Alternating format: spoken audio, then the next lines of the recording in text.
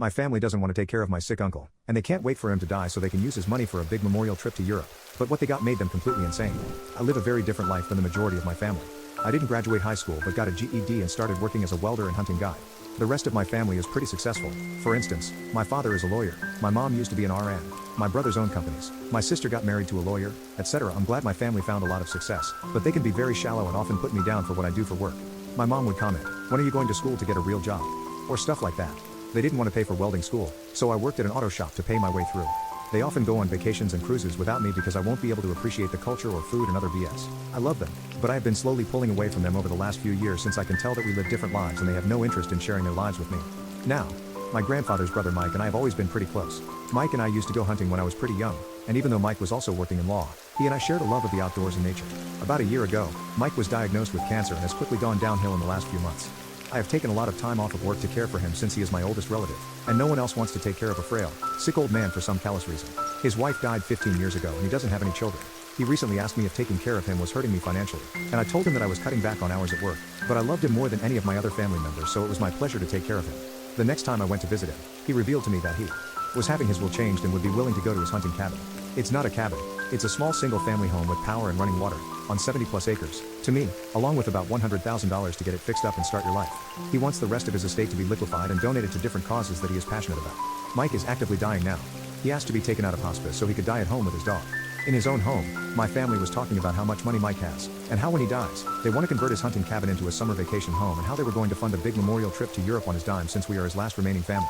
They expect the majority of his wealth to be broken up between us all. They do not know that everything is being donated, and I am getting the house and some of his money. I know that if when they find out about what Mike has so graciously done for me, they will rip me down and curse his name. I don't want to be around for the fallout. I plan to set aside some money for renovating the house for full-time use and start a small welding company someday.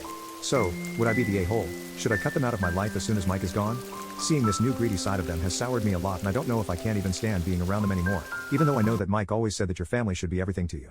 Update: Mike passed away shortly after my last post. He died peacefully in his sleep. His last waking hours were spent with me, Maisie, and the nurse who was caring for him. He is buried next to his late wife. He lived a good life. Some of his last words to me were, "We had a pretty good run, didn't we?"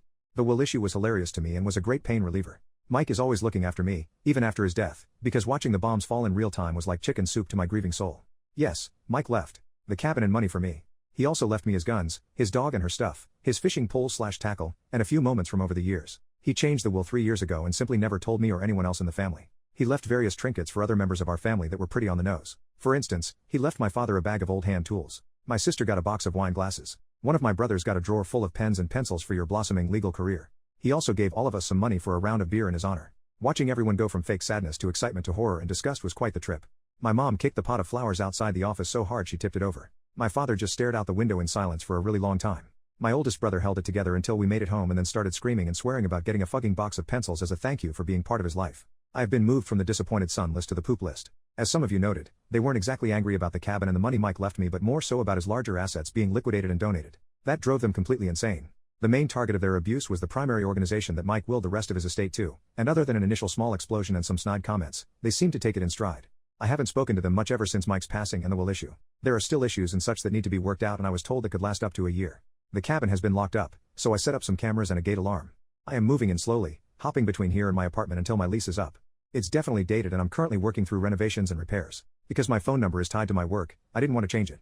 I just opted to block everyone except my mother in case something really bad happened. After a few days of her complaining and questioning why Mike left me something so nice, she quieted down. Last week she began calling and texting me again, telling me it was an emergency. I spoke on the phone with her, and lo and behold, it was not an emergency. They want me to donate the cabin and land to my sister since she's thinking about starting a family and wants to raise her future children holistically. I told my mom that my sister and her husband have a double income and a lovely house in a completely different state than me and if they wanted to move out to the country they were completely able to do so, but I would not be giving them my land. She then suggested they buy it from me for $200,000, which is far, far less than it is worth. I said no. I got everything from I'm a selfish bastard to if I don't support my sister's dreams of raising her kids in the countryside, I'm dead to her, to Mike would want me to give the cabin and land over, to see if we ever do anything for you ever again, you entitled a-hole.